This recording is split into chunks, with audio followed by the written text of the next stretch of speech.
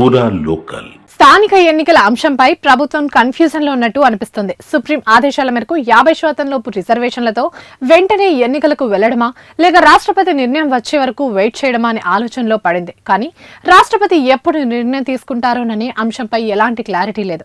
ఒకవేళ నిర్ణయం తీసుకున్నా అది పాజిటివ్ గా ఉంటుందో లేదోనని అనుమానాలు కూడా వ్యక్తమవుతున్నాయి. ఈ కారణంగా ఇప్పుడు ఎన్నికల నిర్వహణపై ఏం చేయాలి అనే అంశంపై సలహా ఇవ్వాలని కేబినెట్ తో పాటు అధికారులను కూడా కోరింది.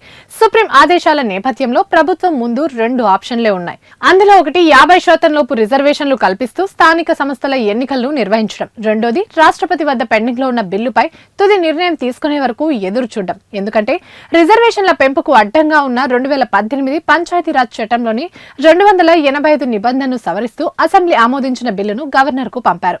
ఆ బిల్లు ఆమోదం కోసం గవర్నర్ కు పంపగా ఆయన రాష్ట్రపతి పరిశీలన కోసం ఢిల్లీ పంపారు. సుమారు నెల రోజులుగా ఆ బిల్లు ఢిల్లీలోనే పెండింగ్ లోనే ఉంది. దానికి ఎప్పుడు క్లియరెన్స్ వస్తుందో తెలియని పరిస్థితి కూడా నెలకొంది.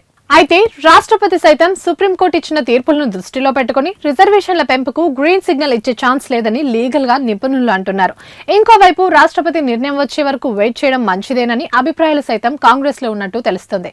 ఒకవేళ గవర్నర్ పంపిన బిల్లును రాష్ట్రపతి ఆమోదించకుండా వెనక్కి పంపితే బీజేపీని అటాక్ చేయొచ్చనే చర్చ కూడా కాంగ్రెస్ వర్గాల్లో ఉంది. ఇప్పటికే బీసీ రిజర్వేషన్ల పెంపు కోసం బీజేపీ సహకరించడం లేదని పదే పదే విమర్శలు చేస్తున్నారు.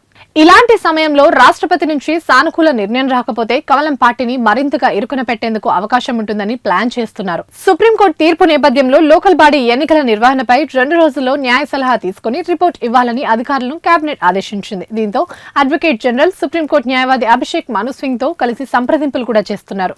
సుప్రీం ఆదేశాల మేరకు 50% రిజర్వేషన్లతో ఎన్నికలకు వెళ్లడం తప్ప మరో మార్గం లేదని సంకేతాలు ఇచ్చినట్టు సమాచారం. ఈ క్రమంలో నవంబర్ చివరి లేదా డిసెంబర్ 2-3 వారాల్లో లోకల్ బాడీ ఎన్నికలు నిర్వహించడం మంచిదని కొందరు మంత్రులు కేబినెట్ సమావేశంలో అభిప్రాయపడుతున్నట్టు తెలుస్తోంది.